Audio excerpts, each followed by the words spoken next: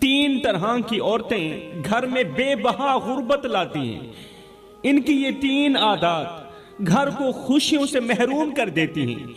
یہ وہ عورتیں ہیں جو اپنے گناہوں کی وجہ سے رحمت کے فرشتوں کو ناراض کر دیتی ہیں اور گھر میں ایسی نحوست لاتی ہیں کہ خوشحالی دور دور تک نظر بھی نہیں آتی۔ حضرت حکیم لقمان نے فرمایا اگر تم چاہتے ہو کہ تمہارا گھر جنت بن جائے، اگر تم اپنے گھر کو جنت بنانا چاہتے ہو تو ان تین طرح کی عورتوں سے ضرور بچنا۔ یہ وہ عورتیں ہیں جو بادشاہوں کو گدا بنا دیتی ہیں، جو بادشاہوں کو بھکاری بنا دیتی ہیں اور سکون کو موت کی نیند سلا دیتی ہیں، موت کی نیند۔ ایسی عورتیں گھر کے چراغوں کو بجھا دیتی ہیں اور خوشیوں کو ویرانی میں بدل دیتی ہیں۔ آپ غور کریں کہ آپ کے گھر میں وہ عورتیں تو موجود نہیں جو یہ تین گناہ بڑے شوق سے کرتی ہیں، اور اس لیے آپ کا گھر بھی غربت کی دلدل میں پھنسا ہوا ہے۔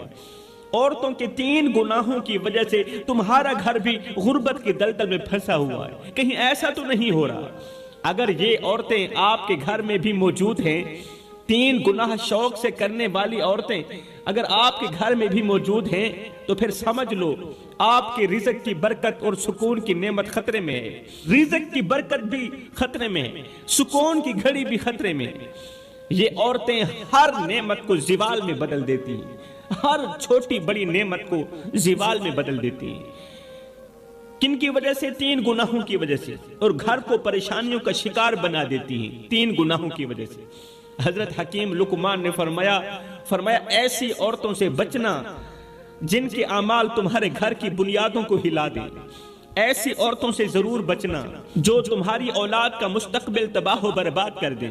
ایسی عورتوں سے بچنا جن کی وجہ سے تم ساری زندگی ہمیشہ کے لیے غربت کی دلدل میں پھنسے رہو، اس طرح پھنسو کہ باہر نکلنے کو کوئی راستہ ہی نہ ملے۔ دوستو، اگر تم نے ان باتوں کو نظر انداز کیا جو میں تمہیں بتا رہا ہوں، تو یاد رکھو خوشحالی تمہارے دروازے سے بھی ہمیشہ کے لیے دور ہو سکتی ہے۔ اگر تم لوگوں نے میری باتوں کو نظر انداز کیا تو آخر وہ کون سی تین طرح کی عورتیں ہیں جو آنے والے رزق کو ٹھکرا دیتی ہیں؟ کون سی تین طرح کی عورتیں ہیں؟ فرمایا نمبر 1، غربت کے دنوں میں اپنے شوہر سے حرام کا تقاضا کرنے والی عورت۔ وہ عورت جو غربت کے دنوں میں اپنے شوہر کو کہتی ہے کہیں سے لے آؤ، حلال لے آؤ، حرام لے آؤ، میری ہر چھوٹی بڑی خواہش پوری ہونی چاہیے، کہیں سے بھی لے آؤ۔ یہاں پر میں تمہیں ایک دل دہلا دینے والا واقعہ سنانا ضروری سمجھوں گا۔ یہ ایک ایسا واقعہ ہے، اس نے لاکھوں کروڑوں بھٹکے ہوئے نوجوانوں کو راہ راست پر لگا دیا۔ یہ ایک ایسا واقعہ ہے، لاکھوں کروڑوں کی زندگی میں انقلاب لانے کا ذریعہ بنا۔ آپ بھی ایک بار ضرور سنیں۔ اب جو عورتیں اپنے شوہروں سے حرام کا تقاضا کرتی ہیں نا، وہ بھی دل کے کانوں سے سنیں، اور جو غربت میں صبر کے ساتھ اپنے شوہر سے حلال کا تقاضا کرتی ہے وہ بھی ضرور سنیں۔ ایک دن ایک بہتے ہوئے دریا نے قریب کے پہاڑ سے کہا تم ایک ہی جگہ پر کھڑے رہتے ہو۔ بہتے ہوئے دریا نے قریب کے پہاڑ سے کہا کہ تم ایک ہی جگہ پر قائم رہتے ہو، کھڑے رہتے ہو، لیکن ایک میں ہوں جو ہمیشہ بہتا رہتا ہوں، ایک میں ہوں جو ہمیشہ بہتا رہتا ہوں۔ کیا زمین پر کوئی ایسا دل دہلا دینے والا واقعہ رونما ہوا ہے جو مجھے بہنے سے روک دے اور تجھے پگھلا کے رکھ دے، تجھے رلا کے رکھ دے؟ میں بہتا رہتا ہوں، تو ایک ہی جگہ پر کھڑا رہتا ہے۔ مجھے بتا، کیا زمین پر کوئی ایسا دل دہلا دینے والا واقعہ رونما ہوا ہے جو مجھے بہنے سے روک دے اور تیرے پتھروں کو پگھلا کے رکھ دے؟ اتنے میں آسمان سے ایک فرشتہ زمین پر اترا، کہنے لگا چپ کرو، میں تمہیں ایک دل دہلا دینے والی کہانی سناتا ہوں، میں تمہیں ایک کہانی سناتا ہوں۔ یہ ایک میاں بیوی کی کہانی ہے جن کی محبت اور صبر اور قربانی نے فرشتوں کو بھی حیران کر دیا، فرشتوں کو بھی رلا دیا۔ وہ کہانی کچھ یوں ہے کہ ایک غریب مزدور تھا جو روزانہ صبح سویرے اپنی بیوی کو دعا کے ساتھ رخصت کرتا اور خود کام پر نکل جاتا۔ بیوی ایک نہایت ہی عبادت گزار اور صابرہ عورت تھی، لیکن غربت نے اس کے دل کو تھوڑا سخت کر دیا تھا۔ بیوی ویسے عبادت گزار تھی، اس نے صبر کا دامن مضبوطی سے پکڑا ہوا تھا، لیکن غربت نے اس بیوی کو تھوڑا سخت کر دیا تھا۔ وہ اکثر اپنے شوہر سے کہتی کہ ہماری زندگی میں خوشحالی کب آئے گی، ہماری زندگی میں اچھے دن کب آئیں گے، کیا یہ غربت ہماری قسمت میں ہمیشہ کے لیے لکھ دی گئی ہے؟ آگے شوہر ہنس کر کہتا بیوی صبر کرو، صبر کا دامن مضبوطی سے پکڑو، کیونکہ اللہ تعالیٰ صبر کرنے والوں کے ساتھ ہوتا ہے۔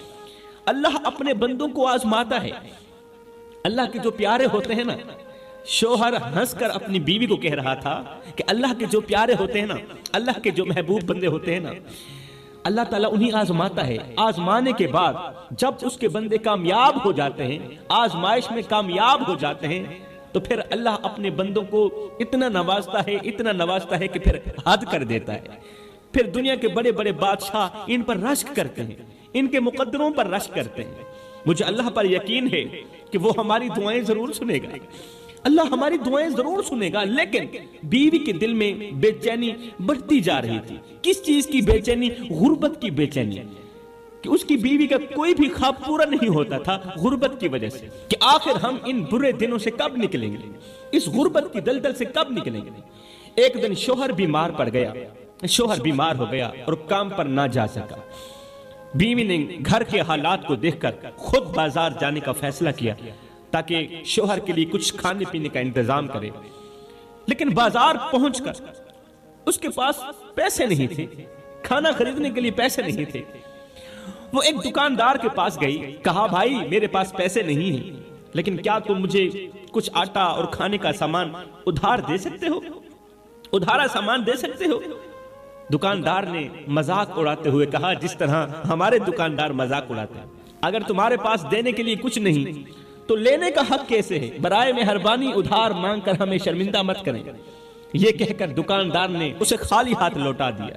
بیوی دل شکستہ ہو کر گھر واپس آئی، خالی ہاتھ گھر واپس آئی، لیکن اس کے چہرے پر غصے یا بے چینی کے بجائے صبر کے آثار تھے۔ بیوی نے صبر کا دامن مضبوطی سے پکڑا ہوا تھا۔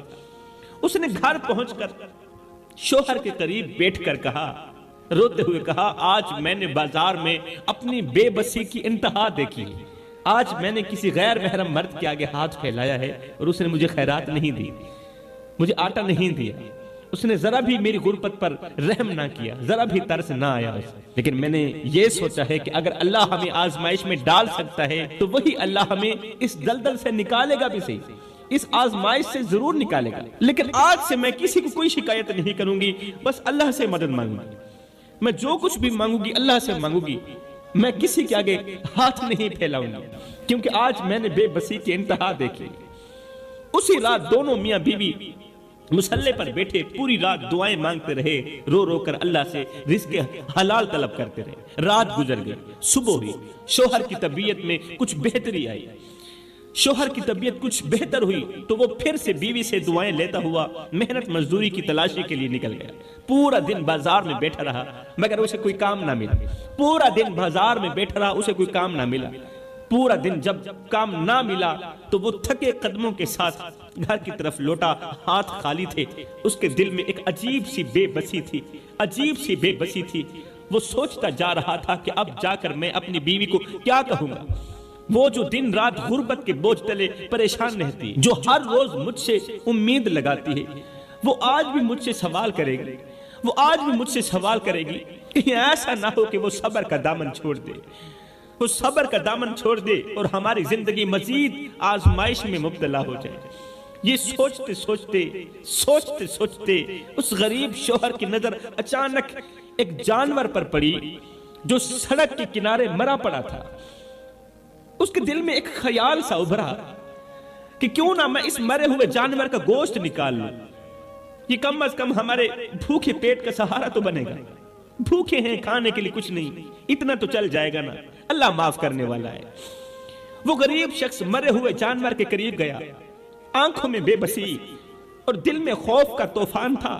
اس کے ضمیر نے اسے جھنجھوڑا کہ بھوکے مر جاؤ، اللہ کی منع کردہ چیز کو مت کھانا، مت کھانا۔ اس سوچ کی بنیاد پر اس کے قدم رک گئے، لیکن پھر سے بیوی کے بھوکے چہرے کا تصور اس کے دل کو موم کر گیا۔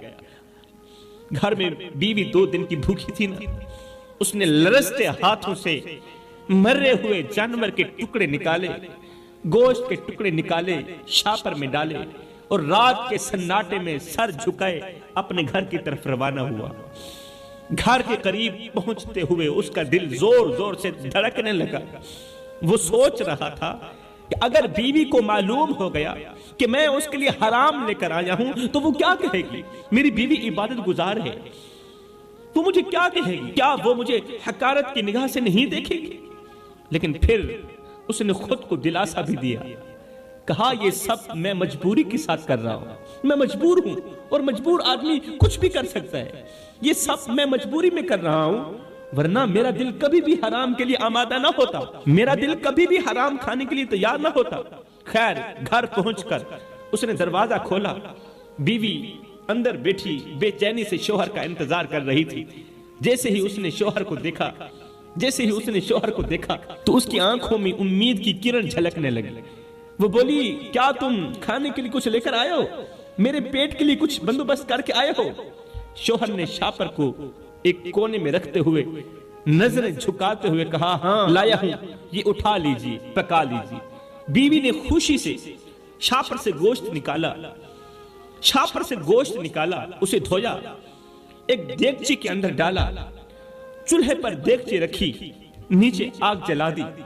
چند لمحے بعد جب دیگچی کا ڈھکن ہٹایا تو دیکھ کر حیران رہ گئی کہ دیگچی کے اندر گوشت کی جگہ خون ہی خون ہے، دیگچی کے اندر خون ہی خون ہے، اور اس خون سے حرام کی بدبو آ رہی ہے، اور دیگچی کے اندر خون ہی خون ہے۔ بیوی کی آنکھیں حیرت اور خوف سے پھٹی کی پھٹی رہ گئی، ہاتھ لرزنے لگے، اس سے بو برداشت نہ ہو پا رہی تھی۔ وہ فوراً شاپر اور دیگچی لیے شوہر کے پاس پہنچی۔ وہ شوہر جو صحن کے کونے میں چپ چاپ بیٹھا رو رہا تھا، اس کے پاس آ کر کہا مجھے سچ بتانا کہ یہ گوشت کہاں سے لائے ہو؟ حقیقت چھپانا مت، مجھے سچ بتانا۔ شوہر نے نظریں جھکا لی، اس کے چہرے پر شرمندگی کے سائے تھے۔ لرزتی ہوئی آواز میں اس نے کہا میں مجبور ہو گیا تھا، تیری بھوک، تیرے چہرے کی مایوسی میرے دل پر بوجھ بن گئی تھی، میں نہیں سمجھ پایا کہ میں کیا کر رہا ہوں، تیری بھوک نے مجھے اندھا کر دیا تھا، تیری مایوسی نے مجھے اندھا کر دیا تھا۔ یہ سنتی ہی بیوی آنسوں کے ساتھ شوہر کے قدموں پر پڑ گئی، روتے ہوئے بیوی نے کہا اے میرے سرتاج، ہمیں بھوک سے مرنا قبول ہے لیکن حرام کھانا کبھی قبول نہیں ہے۔ اللہ نے ہمیں آزمائش دی ہے لیکن اس کا حکم توڑنا ہمیں کہیں زیادہ نقصان پہنچا سکتا ہے۔ کیا تم نہیں جانتے او میرے سرتاج، مجھے حرام کھلانے والے، کیا تم نہیں جانتے کہ حرام رزق میں کبھی سکون نہیں ہوتا؟ جو عورتیں اپنے شوہروں کو حرام کمانے پر مجبور کرتی ہیں وہ دنیا کی بدبخت عورتوں میں سے ہوتی ہیں، وہ دنیا کی بدقسمت عورتوں میں سے ہوتی ہیں۔ بیوی کا یہ جملہ کہ میں بھوک سے کیوں نہ مر جاؤں، مجھے حرام کا لقمہ مت کھلانا،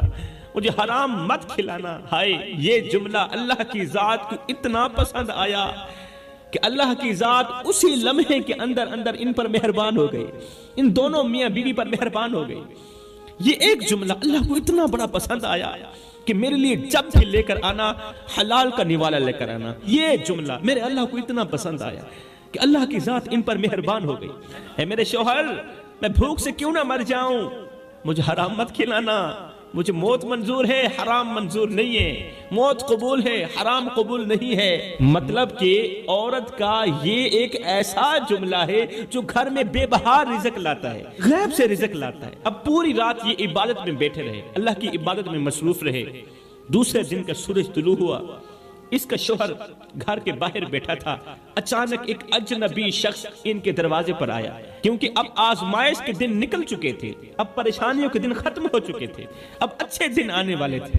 اچانک ایک اجنبی شخص ان کے دروازے پر آیا اور کہا کہ بھائی میں آپ کے گھر کے پاس سے گزرا، آپ کے گھر سے مجھے جنت کی خوشبو آئی ہے، آپ کے گھر سے مجھے جنت کی خوشبو آئی ہے، کیا میں یہاں ایک رات گزار سکتا ہوں؟ جنت کے اندر مجھے ایک رات گزارنے دو گے؟ کیا میں ایک رات گزار سکتا ہوں؟ یہ بات سنتے ہی یہ غریب شخص پریشان ہو گیا کہ اگر میں نے مہمان کو اپنے گھر بٹھا دیا تو ظاہر ہے کھانا بھی کھلانا پڑے گا، پانی بھی پلانا پڑے گا، جبکہ ہمارے گھر میں روٹی کا ایک ٹکڑا بھی موجود نہیں، سوکھی روٹی کا ٹکڑا بھی موجود نہیں ہے، ہمارے اپنے کھانے کو نہیں ہے، مہمان کو کیا کھلائیں گے؟ بیوی نے کہا تم پریشان مت ہو، مہمان کو اپنے کمرے کے اندر بٹھاؤ، مہمان کو اندر جگہ دو، کمرے کے اندر بٹھاؤ، اور یہ لو میرا ایک لباس، یہ لو میرا ایک لباس بیچ کر مہمان کے لیے کھانے پینے کا بندوبست کرو۔ شوہر نے ایسا ہی کیا، شوہر نے ایسا ہی کیا۔ اجنبی شخص نے وہیں رات گزاری اور صبح جاتے وقت ایک تھیلا دیا غریب کو۔ اجنبی نے صبح واپس جاتے وقت اس نے غریب کو ایک تھیلا دیا اور ساتھ میں کہا یہ جو تھیلا ہے یہ آج سے 20 سال پہلے میرے مرشد نے مجھے دیا تھا، اور ساتھ میں کہا تھا کہ جب بھی اور کہیں بھی جس گھر کے اندر سے تجھے جنت کی خوشبو آئے، اللہ اکبر، زندگی کے کسی موڑ پر بھی، کسی سفر میں بھی، جب بھی اور کہیں بھی جس گھر کے اندر سے تجھے جنت کی خوشبو آئے، بس یہ امانت ان گھر والوں کو دے دینا۔ اس جنت کے اندر جو لوگ رہائش پذیر ہیں، یہ امانت اس گھر میں رہنے والوں کے سپرد کر دینا، یہ امانت اس جنت کے اندر رہنے والوں کے سپرد کر دینا۔ لہٰذا بھائی یہ لیجیے آپ کی امانت، اور مجھے اجازت دیجیے میں یہاں سے جا رہا ہوں۔ وہ تھیلا دے کر امانت ان کے سپرد کر کے مہمان وہاں سے چلا گیا۔ جب شوہر اور بیوی نے تھیلا کھولا تو دیکھ کر حیران رہ گئے کہ اس میں سونے اور چاندی کے سکے بھرے ہوئے تھے، کیونکہ اب مشکل وقت ختم ہو چکا تھا، اب آگے آسانیاں ہی آسانیاں تھیں، کیونکہ ہر مشکل کے بعد آسانی ہوتی ہے۔ تھیلا سکوں سے بھرا ہوا تھا، اور وہ سکے چاندی کے نہیں تھے، وہ سکے سونے کے تھے۔ میرے بھائیو، یہ واقعہ ہمیں سبق دیتا ہے کہ جو عورتیں ہمیشہ اپنے شوہروں سے حلال کا تقاضا کرتی ہیں وہ اپنی زندگی میں اچھے دن ضرور دیکھتی ہیں۔ قسم ہے اللہ پاک، ایسی عورتیں اپنی زندگی میں اچھے دن ضرور دیکھتی ہیں، اپنی زندگی میں عروج ضرور دیکھتی ہیں۔ ایسی عورتیں جلد ہی مشکلات سے نکل جاتی ہیں۔ آج میرے معاشرے کی ہر ایک عورت پریشانی کی دلدل میں کیوں پھنسی ہوئی پتہ ہے تمہیں؟ صرف اس لیے کہ یہ عورت حلال اور حرام کی تمیز نہیں کر پا رہی، اسے حلال اور حرام کی تمیز کا پتہ ہی نہیں، اس لیے تو اس کے گھر میں پریشانیوں کے علاوہ اور کچھ بھی نہیں۔ تو فرمایا اگر تم اپنے گھر میں بے بہا رزق لانا چاہتی ہو، غربت اور پریشانیوں سے بچنا چاہتی ہو، تو اپنے شوہر سے حلال کی ڈیمانڈ کرو، حرام سے بچو، پھر دیکھنا کیسے تمہارے گھر میں خوشحالیاں آتی ہیں، پھر دیکھنا تم زیرو سے ہیرو بن جاؤ۔ گھر کا رزق ختم کرنے والا جو دوسرا گناہ ہے وہ ہے تکبر۔ تکبر چاہے مال کا ہو، دولت کا ہو، حسب کا ہو، نسب کا ہو، انسان کو تباہ و برباد کر کے ہی دم لیتا ہے۔ تیسرا گناہ مال کے ہونے کے باوجود بھی جو عورتیں دروازے پر آئے کسی سائل کو روٹی نہیں دیتی، کسی ضرورت مند کی ضرورت کو پورا نہیں کرتی، جو عورت فقیر کو خیرات نہیں دیتی، مال بھی ہے دولت بھی ہے پھر بھی غریب کی مدد نہیں کر پا رہی، ایسی عورت کبھی بھی زندگی میں اچھے دن نہیں دیکھ سکتی۔